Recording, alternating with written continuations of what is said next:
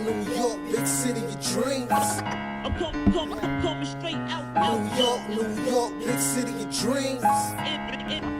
NYC.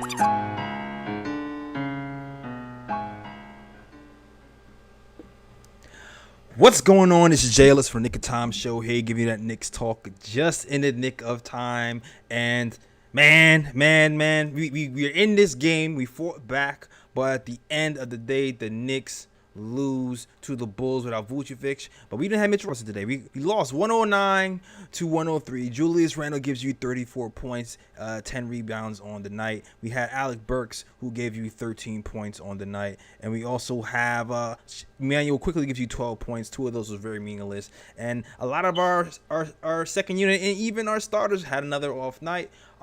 It was a weird one, though. The starters actually gave us a lead into the third quarter.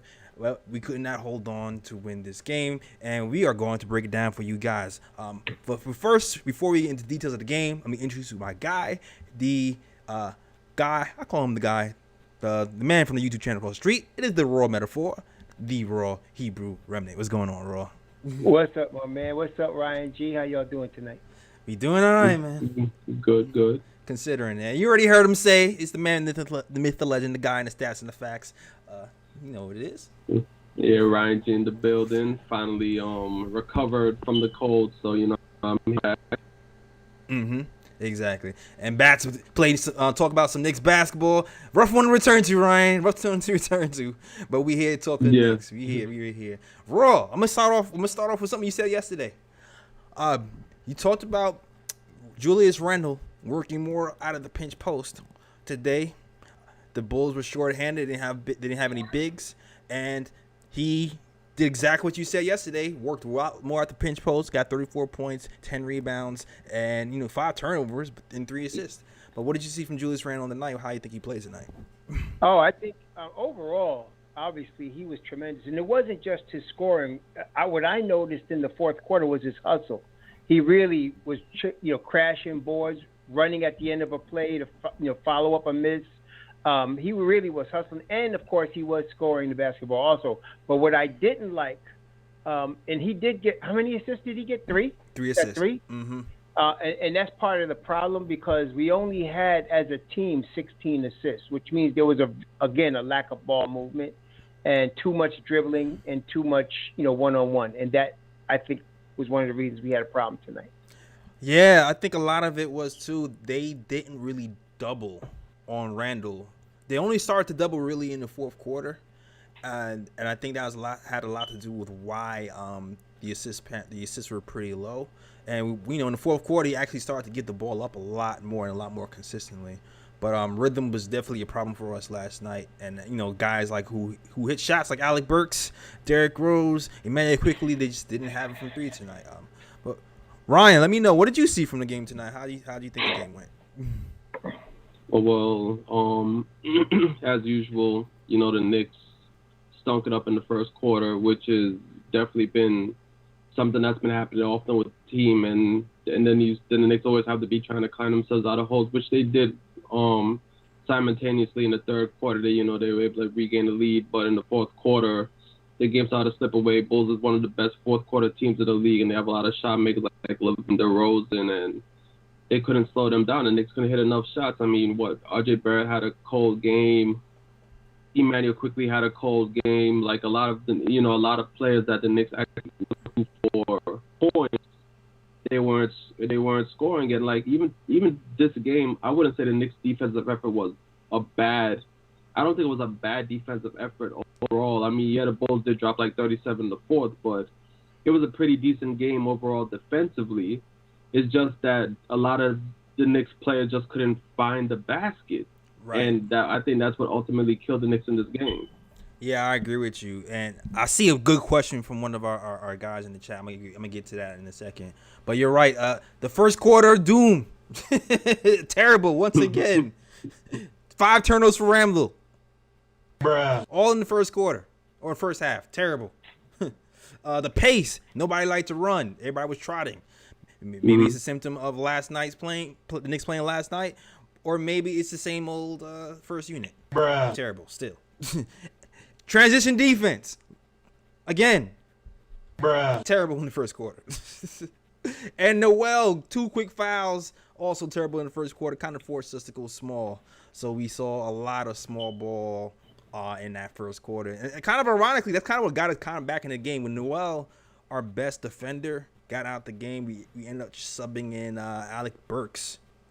And we started to actually see the defense pick up at that point, which is interesting. Well, I still, if there was some really questionable calls on Noel, very questionable calls. Yeah. And I feel like if he wasn't in foul trouble, we might have had a better chance to win the game, because I like the way he's 2 of his greatest strengths to me. One is obviously his shot blocking, but he moves. He also covers a lot of ground. So what he was doing, he was flashing double teams on Levine and DeRozan. And then when the ball left their hand, he would get back, and cover his spot. He was doing that excellent tonight. And if we could have continued, that's why I believe was a large part of the reason Levine had such a poor shooting night. And then, of course, DeRozan, once he gets over there at the foul line, it's a wrap. He's going to score from there. And so when Noah was in the game, he was not allowing him to get to those spots because he was doubling him. And so I just felt like if we could have kept him in the game for a while longer, we might have won the game. But the refs really took him out the game. Yeah. Anything to add to that, Ryan?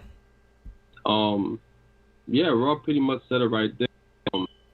And as sides, both are really frustrated with refs that were calling the game and everything, and there's a lot of calls on the Knicks where I was looking out like questionable calls. Like, I think one fouls on Noel.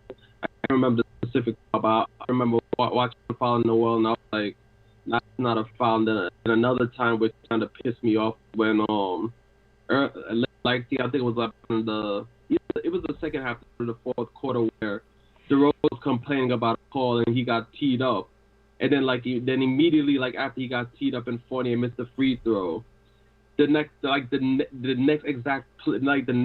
down the court, they called a foul on Burks, and Burks didn't foul him, and it's like they were trying to make it up to him, because he was because he was complaining to the ref previously. So the refs definitely had a lot to do with it, but I don't like putting this game on the refs. Really, it's just the Knicks. It's the shot making. They didn't have a lot of shot making today, and I think that's what really killed the game for them. Yeah, I agree. Yeah, the shot making was a big. The third quarter in particular, DeRozan, we held him in check. He didn't do well in the first quarter, and like you said, Noel had a huge part in it. I think Noel did a good job covering a lot of ground. And I also feel like I think it was Burks and Evan actually played an okay defense in that first half, and then all of a sudden the third quarter, the Knicks started to try to double once he got to his spots. He started getting hot, and the threes started falling from that second unit. Guys who was not hitting threes all of a sudden became Steph Curry, and all of a sudden we were in trouble. And I'm looking at the second unit play defense, and they play defense hard every night, and I think they tried. I think they gave the effort. I think it just wasn't our night from the 3-point line for that second unit, man. It just is what it is sometimes. I don't know. Obi did pretty good. Huh? Obi was shooting it pretty good. Obi was shooting it if Obi, man, it's funny, Obi. Oh, man. If Obi. Listen, I get it, though. And I know you guys are thinking it, so we can talk about it right now. Mm-hmm. Knicks elect to go small. Obi plays 13 minutes tonight. Do you feel like there should have been more minutes for Obi tonight? There's no question. There's no question. I don't understand what Tom is doing with this kid. There's no question. He should have played at least 20 minutes, 25 minutes tonight. Right. Yeah.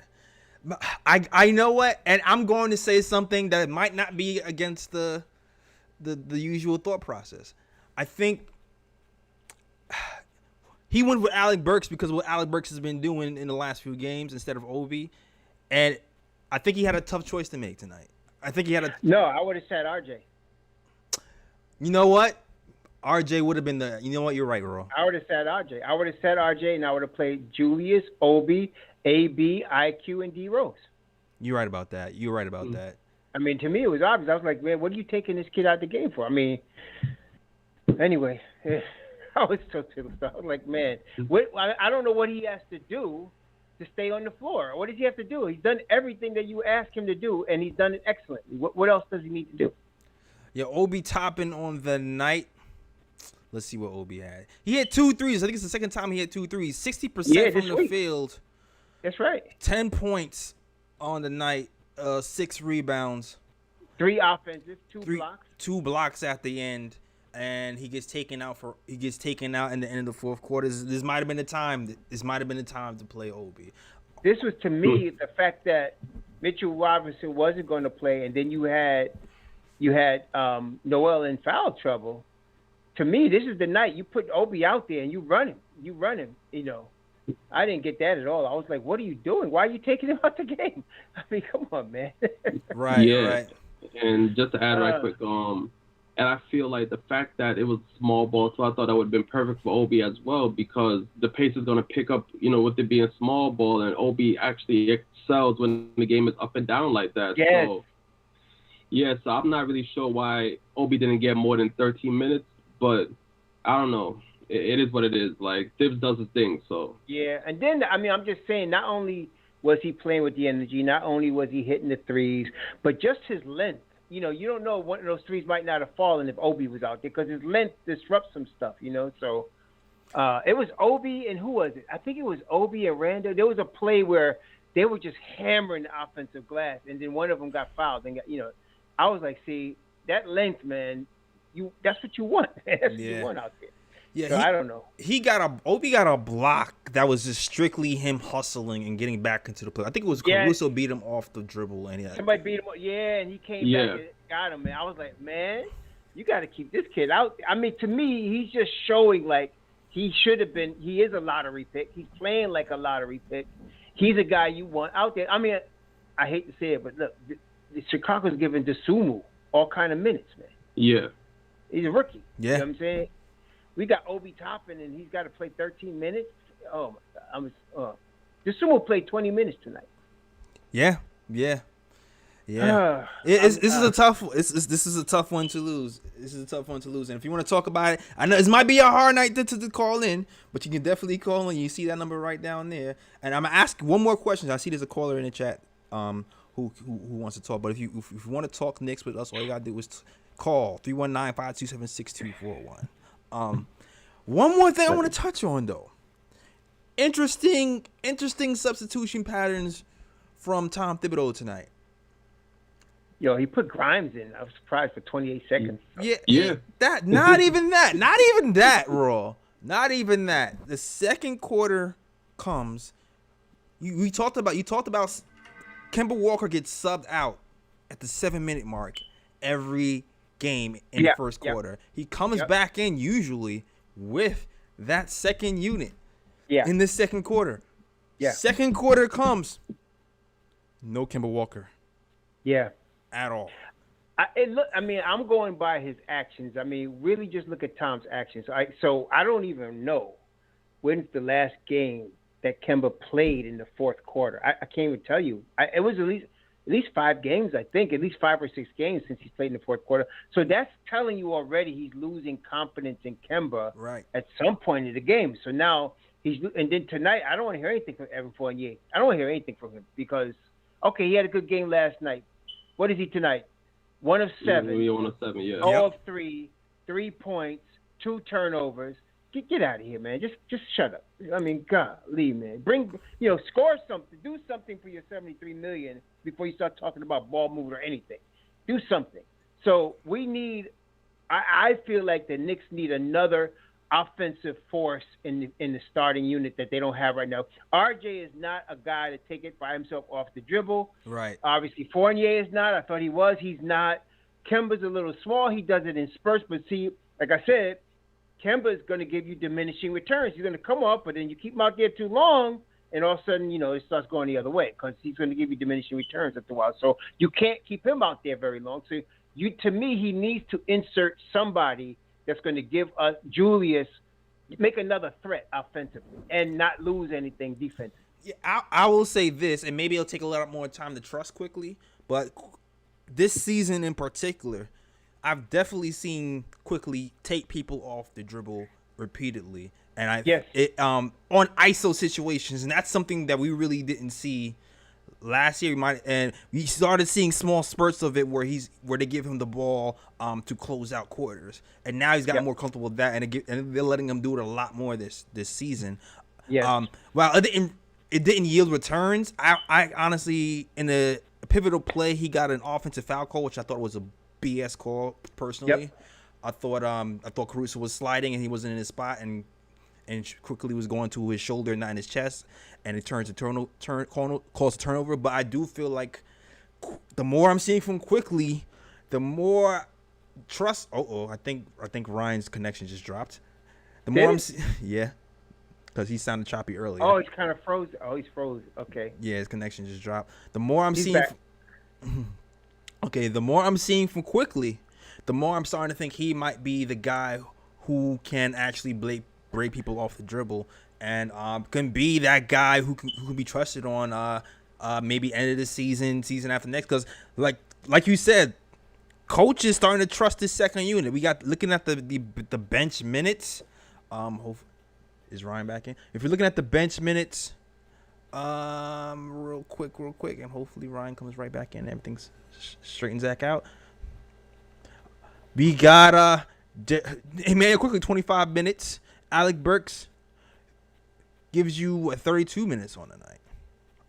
I see 29 for Burks, 25 for Quick. Oh, 29 minutes. I'm sorry. Yeah, 30 for Rose and 13 for Toppin. And then Randall played, of course, 39, and Barrett plays 33. Noah played 26, and then Kemba played 18, and Fournier played 23. Got you. I mean, I don't know. I don't see any reason why he can't be any worse. So I don't see any reason why he's not starting.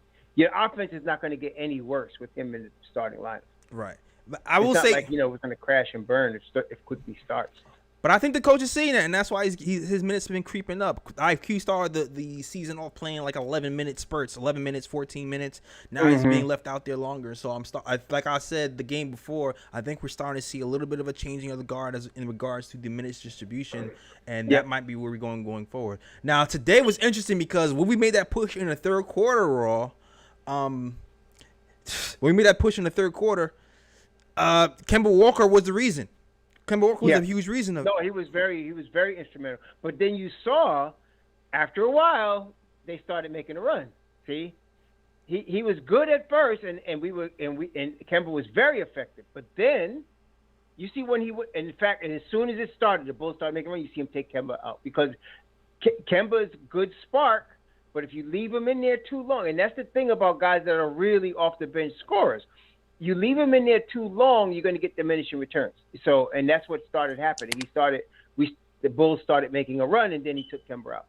Right. Like at the end of the day, we're going to need the fourth quarter closers to compete with these guys. Derrick Rose is off all day. I think he was taken out of rhythm by the lack of foul calls and the crazy foul calls that was called on him for most of the night. Yeah, he was getting dog. He was getting jammed by these refs too. I mean, it was crazy.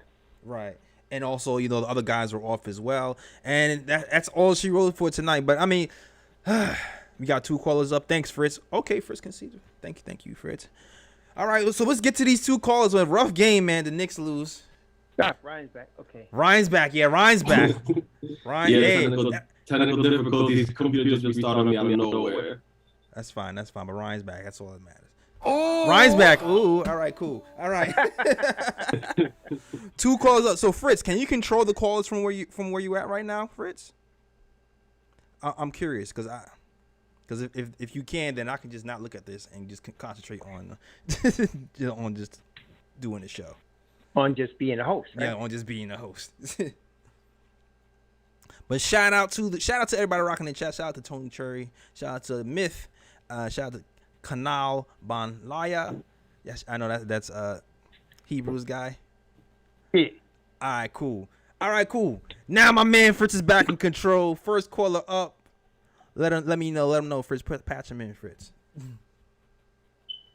Hey, what's going on, guys? It's JR calling from Florida. What's going on, Just JR? wanted to let you guys know, man. Again, I really appreciate what you guys do, man. Anybody who's watching this right now needs to share this because you guys are by far the most complete panel on any Knicks show Oh, wow. Just Nice. a blend of experience, entertainment, just overall, just chemistry between you guys. I mean, I love you guys' show, and thank you guys for doing this for us. I appreciate you, man. You heard that. Please like, subscribe, and share these videos. The most complete show on the net. Man. Let them know. That Underrated. was real. That was real. 1,000. 1,000. About the game, man, Raw hit it on the button. Evan Fournier, man, needs to shut up. He needs to put up or shut up at this point. Like, DeRozan just straight up, like just put it on us, man. He put it on us, and for the longest time, I think it all started with the Rockets not taking layups and shooting nothing but threes, and there was this misconception that the mid-range game is no longer necessary. It's a low percentage shot. But if you think about it, it never really went away. All the best players always had that mid-range game. They never stopped doing it. Now, we didn't go after DeRozan, or we didn't go after other players over time. I mean, I'm gonna start looking at this front office, man. I'm gonna start looking at this front office because we held off of not signing players that we could have signed for a couple off seasons now, and we invested into Fournier. If I'm correct, that's the most significant signing they've done. If I'm correct, I'm not sure about who they've signed since we got Leon Rose, but after showing restraint, you go and you get Fournier, and this is what he's doing. 1 for 7. I mean, he had a good game against Houston, but 1 for 7, man. That's not acceptable. There's no excuse for that. And yeah, man, they just gotta do something with this, man. It's hard. Like, people always look at Randall, but Randall played his. He played hard today, man. Yeah. He played hard. No one can say anything. And it's easy to look at Barrett because he's shooting so horribly right now. But those 15 rebounds show that he played hard as well. But it's hard to win when you got your starting two guard, you know what I'm saying, playing 33 minutes and just shooting 2 for 12. Yeah. I mean, the rebounds are nice, but that, you know, we can get that from the forward or center. We need RJ to hit those threes. We need him to shoot, and we need him to make shots. And that's another 3 overall pick. And I know we've all been Knicks fans for a long time, and I love RJ, man, but I'm just tired of seeing oh, man, it feels like we're always 1 pick away. It feels like the guy that gets picked right before us, they always have a spectacular career. Or we pass on somebody who ends up being an all-star for years. And I'm not saying RJ can't do that because he's so young, and for his age, he is really, really good. But we got the guy. He was supposed to be a scorer. That was supposed to be his main thing. He's crafty. He can score. And it's looking like other traits of his game were actually more important than his scoring. You know, more like it's translating more. So I don't know, man. What do you guys think we gotta do, man? Like, what do you guys think we should do with this starting lineup? Because you can't bench RJ and crush his confidence. Do you take him out early and put Burks in and try to stagger and try to run RJ a little bit more with the bench? What do we do? Because we have to spark this. Because right now we're looking like the same team as last year, but not as good. Not as good as last year. We're looking like that team. We're still grinding out games, but I don't know. I think if we get to the playoffs, and that's an if right now. I know we're 9-8, but I'm not confident. I'm not confident in this team. There's nobody we can play against that I'm confident that we're going to win that game. I feel like we can lose to anybody. Anybody. Yeah, I mean, the Eastern Conference is tough, so we can win or lose to anybody, pretty much right now, right? And look, we had a fast start. We saw some glimpses of offense in the beginning, and we've seen these guys shoot well in other programs, and even our own players shoot well on the Knicks. So as of now, you just have to hope that things turn around. RJ started off his finishing. RJ's finishing, first of all, he's been elite for the first 10 games, finishing at the rim at 70%. And he missed 3 easy layups today. And of course, the 3-point shooting has gone down as well. I don't think you bench him now. I think you do. I think what you do is what we've been doing. I think you play by ear. You play the pulse, quick whistles, quick triggers. If he's not playing well, pull him out. Get Alec Burks more minutes. Get quickly more minutes, and play the game that way. I think that might be the best way to play the best of both worlds right now. Guys, what do you think? I pretty much agree at this point.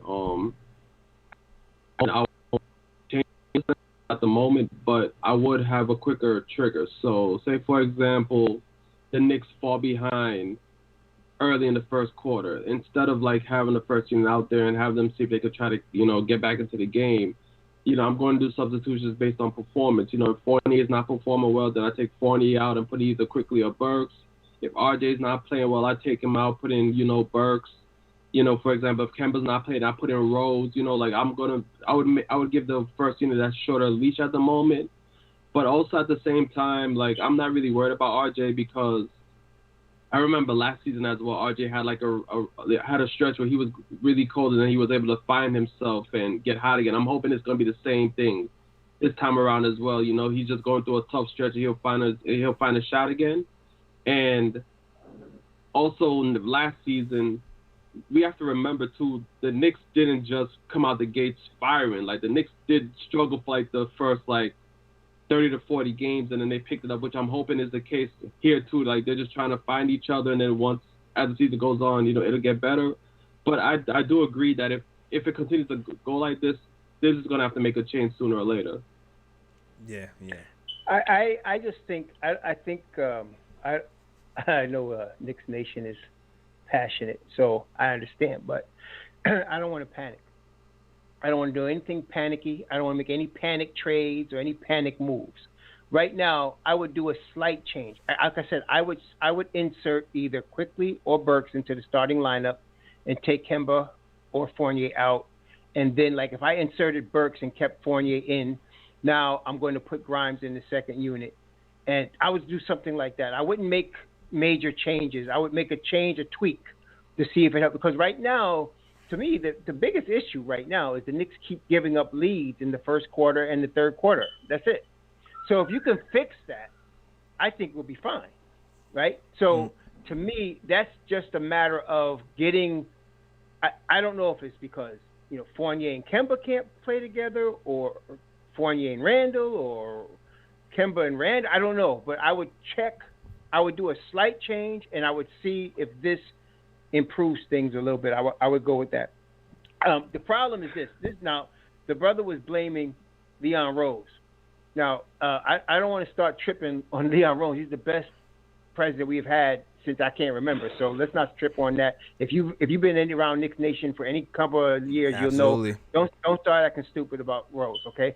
So what I'm saying though is that I'm going to have to let Fournier play. I don't have to let Kemba play because he's only on a 2-year deal. Right. I got Fournier for 3 years, so I got to see what I can get out of him to the maximum. So I would try to work with him. So like I say, I would take Kemba out of the lineup, put somebody in there, and then just tweak it and see what we can do. Because remember now, this is still early. They always start slow. You start slow. So I think we're going to be all right. We just need to. And actually, to be quite honest with you, the upcoming schedule is going to help the Knicks because it makes them play to a higher level. Yeah. They can't take anybody lightly. They can't go into a game thinking they're going to win the game. They got to go into a game thinking, oh, these guys could beat us and we got to play. Because they actually played. I mean, look, we lost to Chicago. What was it, 109, 103? And it was really like going back and forth, 1 point, 2 point, 3 point, back and forth. So we were right there with one of the top teams in the East. Still, we beat them once. So that goes to show we could grind with them, right? We just need to make some tweaks. I just would like to see somebody else in that starting lineup that they don't have to take out because we're losing points because we're getting beat in the first quarter. And I think we just want to run with that for another 10 games and see how that goes. Yeah, I'm with you in the fact that out of Fournier and Kemba, it remains to be seen if Kemba can produce at a high level for longer stretches of time. I'm not sure if that is in Kemba at this point. I don't think he has that anymore. Evan, on the other hand, I'm willing to give the benefit of the doubt to see if he can pull it together because he's done it. He's done it overseas. He's done it for the Magic. He's had a stretch, when he's playing well for the Celtics. So I'm more inclined to believe that offensively he'll be able to get it together at some point. He just has to get it together, and it just has to click. Like well, for $73 million, I think we have no choice. We have to play him. Well, for return on investment purposes, we have to play him because if, like, return on investment purposes, if you trade somebody when the stock is low, you end up losing money, right? Right. You end up getting a bad return. So we are invested in Evan Fournier, and his stock is low right now, so it wouldn't even be worth it to even trade him right now. That's exactly right. We have to really. Not only that, I'm sorry. I was going to mention this before, and I forgot my train of thought. But with Leon Rose, I was going back to him. So, okay, so he spent $73 million on Fournier. Mm-hmm. So as you said, we have to play that out. But remember, all of the contracts are short term. Right. And we have some really promising. So I was thinking at the time, we got two. He's like poised to go in one of two directions. We got the draft capital and the short-term deals where, let's say we wanted a Ben Simmons or we want something like that, or a superstar wants to come. We can make that move. Or we can sit tight and let the 2 years go by because your Grimeses, your McBrides, your RJs, your Quickleys, they're all going to get better, in 2 years. So now you have an heir apparent ready to step in. Right. So I'm not going to panic right now. I'm just going to wait and just see because Leon put us in a position where we're poised. We don't have to focus on the superstar, or we don't have to focus on getting a high draft pick. We got what we need. We're in a good spot right now. So I just play this out, and then let's see how everything goes. Yeah, absolutely. Yeah. And I just want to add something right quick. Sorry to cut you off. No, go ahead. Yeah, this is the reason why I'm not giving up on Fournier yet. When the first game Fournier played with the Knicks, he dropped 32 points. So there has to be something. There has to be something there. You know what I mean? He's not going to drop 32 points if this dude does not fit in whatsoever. So there has to be something there. It's just at the moment, the Knicks offense is not clicking. You hope that they can find out what the issue is so that Fournier can perform again, Kemba can perform again, and those guys actually finally mesh and they can, score again, and have the offense running efficiently. Right. One more thing, too. One more thing. I'm sorry. Sorry, Jay. One more thing. So with regard to Leon, only thing I blame him for is this. See, you cannot blame Thibodeau if you give him veterans, because he's going to play the veterans. So you bring these guys in and you're basically saying to Thibodeau, play these veterans and sit your rookies, because that's what he's going to do. So if you didn't want him, focusing on Kemba or Fournier, you shouldn't have brought him in, because now you got him, because that's what he's naturally going to do. That's him. That's what he does.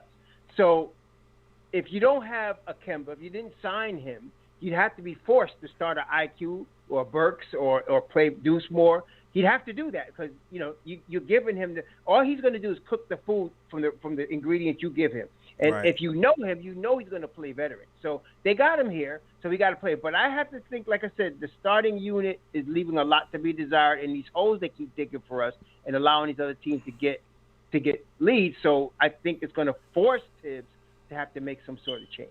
Yeah, and those changes already started. Like I said earlier, the minutes distribution that you already see is starting to happen. You can already see Derrick Rose playing 30 minutes. You can see IQ's minutes rising. You can see Alec Burks is approaching 30 minutes. He's at 29 minutes. So you already see Tom is already starting making the shift as of this whole week. So that's right. Yeah, I know it's hard, Knicks Nation, and the thing is too, I didn't know he was gonna win this game. I didn't know if he was gonna win this game or lose. I did expect a better effort from the first unit. The first unit got us the lead in the third quarter. The first unit got us the lead in the third quarter. Our bench didn't perform like they usually do, but it's not the perfect step. We didn't get the win. We saw some nice things. There's still a lot of work to be done, and hopefully we'll be able to get it together by the next game, which is the Lakers. The Lakers, they're not exactly world leaders right now, too, so there's a chance. I don't think LeBron's going to play. Yeah, LeBron's probably not going to play after what he did today. Oh, and that is the bruh pick. He did dirty. He did dirty. I mean, that was dirty, man. Oh, my. That was the bruh pick of the day, for sure. I already knew Ryan had that in the clip. I was like, damn. He should be suspended for like 2 or 3 games. Absolutely. That was dirty. Got to. Absolutely. I can't blame Isaiah Stewart, and woe unto them when they play Isaiah Stewart next time, Facts. Don't come to play, man. Thank you. Yeah. And thank you, Jay. I'm not even sure if he's still on the line. But thanks, JR, for calling in. Next caller up. Let us know what your name is and what you want to talk about. Yo, Jay, what's up, baby? It's Ken, man. Oh, what's going on, Ken? What's going on, Rev? What's going on, Ryan? Yo. Hey, man, what's up? Chill. So listen, I think JR speaks for a lot of the Knicks fans, and you guys made a lot of good points. And Jay, you stole a little bit of my thunder. What I was thinking. First of all, Jay, Jay's too reserved and bashful, but I'm not. So we have a new article we just put out on the website. Yeah. The Knicks road to success is a crooked road. Check that out. And this is exactly what this is all about. Like, everyone's freaking out because we're 9-8. Yo, last year we had a losing record at the beginning of the year, and it was simple. We didn't have the talent. We were relying on Alfred Payton, and as soon as we traded for Derrick Rose, right, that's when we started winning. That's like, a fact. We all forget that. Derrick Rose, that's why we were predicted to only win 22 games last year. And if we didn't get Derrick Rose, we probably would have won, somewhere close to that. But so I think we all got to just recalibrate and just, adjust our expectations. And like I said, even the Miami Heat, when they got LeBron, we just talked about LeBron and Wade, and they did the big three with Bosh. Mm-hmm. They started off 9-8. Now, don't get me wrong, this team ain't that, right? But the one thing that team did was they worked on defense. And they said they'll figure out the chemistry and the offense later. So the one thing that's worrying me about this team is we're seeing too many lapses on defense. We're seeing lazy turnovers, lack of focus. Mm-hmm. And to me, that's inexcusable. Because, listen, we're 10 deep. Randall, RJ, you guys don't got to play 40 minutes a night anymore. You guys can give more effort and stay focused because, you know what? You get tired, you got Fournier, you got Kimba. Obi's better. IQ's better. So we got the squad for the regular season. Now, the only thing is, let's be honest, this team, there's not too many teams we're going to beat in the playoffs because no one wants to talk about it. But the East is better. Every team in the East got better. You can't point to one team in the East and say, oh, that team got worse. The West is actually not as deep as in years past. But the East, even Detroit, Cleveland's playing good. Everybody's getting better, so it's going to be tougher. Even though the Knicks are better, everyone else got better too. So I think we've got to keep that in mind. But one thing I just want to say really quick is we know bad basketball, right? Yeah. We all been Knicks fans for the last 20 years. We know bad basketball. We've seen every type of bad Knicks team you could put out there. This isn't a bad team. The issue on this team is you don't have a true alpha. Like you saw Chicago, Zach LaVine is the clear number one. DeRozan is the clear number two. And then Vucevic, when he gets back, he's the clear number three. And this team, you got 4 ball handlers, right, in the starting lineup, but nobody is like the dominant alpha. Randall's supposed to be the best player, but I mean, he's let's be honest, he's a fringe all-star. He's not like Carmelo or anybody at that level. And these guys, they got to play like the Spurs. And one thing that I'll criticize Thibodeau about is that offense isn't creative. Second unit. You see why the second unit plays better? Yeah, because they play spontaneous and pass. Yeah. They play hard. They play fast. They pass the ball. They play urgency.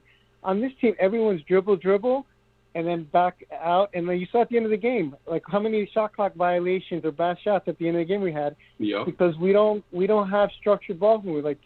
Listen, all these guys are good. Kimba was the number one on a solid team in Charlotte. Fournier was a solid main option and on some good Orlando teams. So these guys are not, stat patters who were looters in the riot, getting 20 points on bad teams. They were good. They were main options on good teams. But the problem here is they don't know how to play with each other, and it's your turn, my turn. And you saw there's no secondary action. It's you pass it over here, or you can't drive in here, kick it out, and everything just, they just move. They just do ISO on the perimeter, and there's no backdoor cutting. You saw in the third quarter, right, when we made that run. What did Kimba do? That looked like chemistry. He made some plays where he drove in. I remember that was one play. It was beautiful. Yeah. Where you had Obi in the corner, you had Randall on the nail. He drives in, and then he looks like he's going to pass it to Obi, who could either hit a corner three or a lob. They look that way, and then he passes it to Randall for a dunk. Right. And that's what we need more of. But part of that is chemistry, and part of that I think it's Thibodeau. Tibbs has got to put a little more structured offense, because like I said, these guys they're dribbling around the perimeter too much. Yeah. And there's no cutting. There's not enough ball movement. Because like I said, all these guys they're good players, but nobody's a true alpha number one. Well, yeah. So like I said, Kemba is, yeah. but he's just past his prime right now, or the trust isn't there right now. Because when we went on our run was when Kemba went on a run in the third quarter. So like. Yeah, but I'm saying, but Kemba, he's a point guard, so he's got to set everything up. And the other thing too is Randall was used to being the point guard last year because we had Elf. And then he hasn't adjusted, because you saw at the end, how many times he's dribbling. He made some nice passes out of double teams, but you saw at the end of the game when we're desperate, he just grabbed the ball, he just got an angle and he went right to the basket, and he needs to do more of that. But yeah, like I said, my point is we all got to figure out how to play like the Spurs, because we don't got a big alpha like the old school Spurs before Kawhi got good. When they beat the Heat, when Kawhi was a young pup. Last year's Spurs. I mentioned this on the program this season that we should play like this, like last season's Spurs. Last season's Spurs, there was no real 20-point per game scorers last season on the Spurs. Everybody was sharing the ball and passing. And there was no real main focus. And I think that I think that has to be what the first unit plays like, for sure. Yeah, because that's what Thibodeau's doing. He's like playing this ISO ball like all these other teams do, and we can't play that way. And the last thing I'm going to say, because I'm sorry I'm taking a lot of time, is, but listen, Fournier is not the problem, man. I mean, he's not a great defender, but listen, that guy played on you said it, you read my mind. He played on the French national team. That dude knows how to play in a structured offense like the Spurs. He's not the issue. The issue is that, like I said, Kemba is, let's be honest, he's a little too excited. He's back in New York. And, he's doing a little too much ISO. Randall needs to adjust. To being, secondary option and not, the lead ball handler. And then, RJ's got to find his groove as well. Mm-hmm. So, like I said, if they get the chemistry right, I think, we'll be a good team come the playoffs. And, we could beat, maybe half the teams in the playoffs if we're lucky. But like I said, this year is a bridge year, man. This is, we're setting ourselves, we're thinking long term, right? Like, we're not going to win a championship this year. We're setting ourselves up, and Rev, you said it perfectly, man. We got two roads to go. Either we got the assets to trade for a disgruntled star, or we could play this out, and then our young guys can get in a couple of years take over. Yep. So I think, like I said, that's my take. So I think I said we just got to be patient, but these guys, they got to play with more effort, man. That's until they figure it out, they got to play with more effort. The starters. Absolutely. So that's it, man. Hey, thank you guys, man. I appreciate you, and keep up the good work, man. All right. Man, thank you. Salute to my thank you, brother. Salute to my guy Ken from the KOT show, one of the KOT writers, KOT editor. Shout out to my guy Ken, always very knowledgeable. And yeah, he kind of said it all. Yeah, pretty much. Like, I pretty much said the same thing about the Knicks offense. The Knicks aren't playing with no type of ball movement. It's like ISO, and it's like they're taking turns, and there's a bunch of isolation ball, and then, like you said, it's like, okay, I'm gonna drive to the basket. Okay, I'm blocked off. I can't do anything. Let me just pass it back out, and then whoever catches it, it's like, okay, now it's my turn. Let me drive to the basket, and or it's like they catch the ball, and it's like no type of ball movement. Let me just shoot the three. Like, there's no type of ball movement, and to be honest, like when the Knicks started off the season hot, there was a lot of ball movement within that first unit. Like, there was a lot. Like, Kemba was driving into the lane, kicking it out, and they would just pass the ball around, getting the open three. And it's like, I don't know why they went away from doing those things that got them to that hot 5-1 start. And that's why I'm hesitant on throwing the baby out with the bathwater altogether and hoping because you start out game one that way and you go away from it. It's there. Yeah. It's just, you got to go back to it at a certain point. But now you losing the trust of the coach. So now you're in trouble for real. And that's when feelings get hurt, and that's when you start chucking up shots because you're afraid you're gonna get pulled. And I think it's kind of affecting the chemistry a little bit on the long run. But it is what it is at this point. Hold on, what did you say? Sure. You put yourself in the queue. All right, Fritz. Close it out, Fritz. After Fritz calls in, we're gonna close out the show.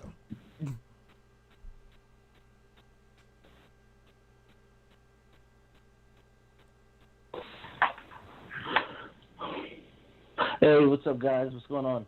What's going on, man? Hey, Man behind the glass. Yeah, man. Yeah. Yeah, I'm just following behind Ken. I really don't see that much wrong with the start of the year. When you look at last year, we had a great run. We won 11 straight. Mm-hmm. And outside of that 11 straight we won, you're pretty much a 500 team the whole year. It's just that we got hot late, and it made it seem like the whole year was great, but it wasn't. So I think we're just taking our lumps early. I mean, if we have one of those big runs in the middle of the year, everybody say, "Hey, we had a great year." True. I think it's just everybody's seeing the 500 right now, and Panicking. we may have a good run in us. And I think also, I just don't see why the ball movement isn't there. I mean, you want your team to just do it on their own, but sometimes you got to put rules in to just make them play the right way. Yeah. Some teams you could just let them play. And just like, hey, offense is free flowing, but it's almost at the point where you almost have to say, hey, everybody has to touch the ball, or or we're gonna have to run, some kind of offense where the ball is free flowing. Just they're not getting it on their own. Yeah. So here comes the point where you're gonna have to put the reins on and put these rules in. Or you got to say, hey, go have fun. If their version of having fun is sharing the ball, yeah, and you just have to know what kind of players you have. Because for most teams, I don't know, it's been like this for years. I can't even say it's a this year thing. For the Knicks, this has been a problem for years. Yeah, and we've always said, hey, we don't have a decent point guard. Oh, we'll run plays when we get a decent point guard. Well, now we have a few decent point guards, and it's still stagnant Knicks. Yeah. No, you're completely right Thanks for calling, Fritz, for sure. But like, you're right.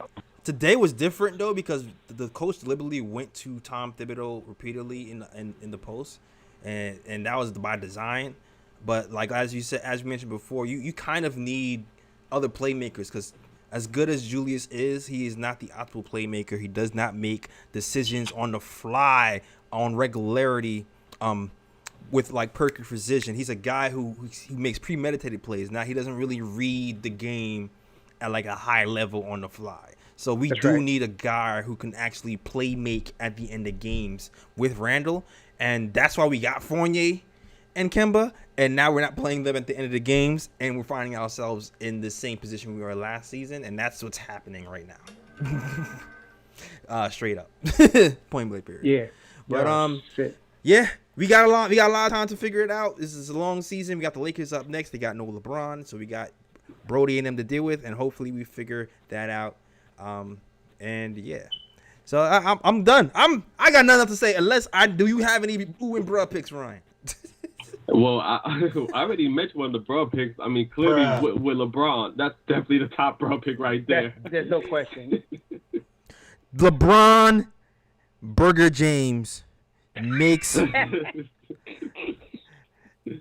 bruh pick of the century. Oh, for that cheap shot elbow on Isaiah. Man. Yeah, man. I think it was lucky because my guy Isaiah Stewart, he was angry. Like, that man was running through like mad people. Yeah, I seen a comment trying to get through LeBron James. He was running through mad people. He was like a football player. It's gonna be Malice in the Palace Part 2, man. Max, what is it about Detroit energy? I don't know.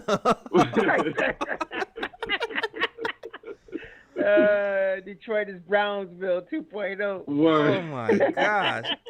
Detroit is East New York. Oh, Oh Oh shoot. man. man, the NBA, y'all better not give this man the LeBron James treatment when it comes to Exactly. suspensions, because No, he's got to get at least 2 or 3 games. he has to, because that was a vicious elbow. My man was bleeding from his eye, so yeah. And he caught him like he sucker punched her. It wasn't Yeah, even he like, knew what he was doing. oh man. Yeah, that is ooh. That's the bruh Yeah. pick of the year right there. I'm sorry. Yeah. Well, and I got one more bro pick. Go ahead. I'm sorry to do it to him. Julius Randle, because there was a play in the game where my guy had the ball at the top of the key, and Alex Burke was walking up to the scoring table trying to come into the game, and my man thought he was on the Oh my passed God. the ball to him and passed the ball out of bounds. That was hilarious. And That was terrible.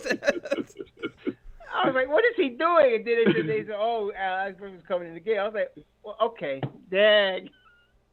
And this is why we need He's playmakers at the end of the game. He's a turnover waiting to happen. That poor kid. man. 5 Oh, my God. turnovers. He had 0 turnovers at the end. He had 0 turnovers in the second half, but 5 turnovers in the Yeah. first half. And whew, that was a doozy. That was The Bisco need to come up with Julius Randle turnovers instead of Apple turnovers, because that boy could, man, please. man. Yo, here's to IQ, Derrick Rose, somebody able to make plays at the end of this game, because we need to develop a playmaker ASAP, Rocky. Seriously, we need that. Facts. We need Because Knicks were pissing me off at the end of the game. It was like Julius Randle was dribbling, and then when it was like 2 seconds left of the shot clock, he just passed it the last second and forcing these guys to take some wild ass 3-pointers. I'm like, come on, man. Yeah. It is what it is. It is what it is. I mean, look, we're on a 500 team right now. Lakers up. It's not over. It was a tough loss, but it's not over, man. Lakers Carmelo up next. coming back to MSG, y'all. Carmelo coming back to MSG. Yeah, Melo's back to MSG. We've been able to hold Melo in check for most of these MSG games. So hopefully that. He trend went off continues. tonight, man. He Yeah, went off tonight. it's Melo Yeah. seam. It's Melo seam right now. Yeah, as soon as LeBron went out the game, he started nailing him.